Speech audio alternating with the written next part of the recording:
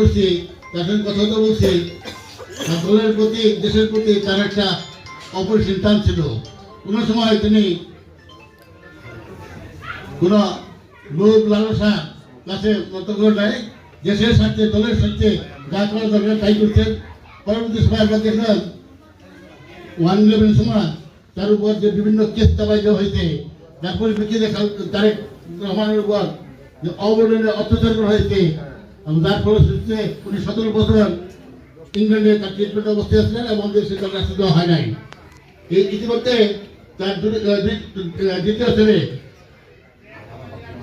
আরাফাত সে Malaysia সিঙ্গাপুরে মারা যায়, মালয়েশিয়া মারা যায়।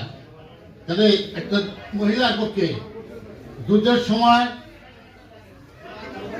তার সে যুদ্ধের সময় উনি পাক মিলিটারির কাছে বন্দী থাকলেন। আবার 1/11 সময় তার ছেলে কুকু মারা গেলেন।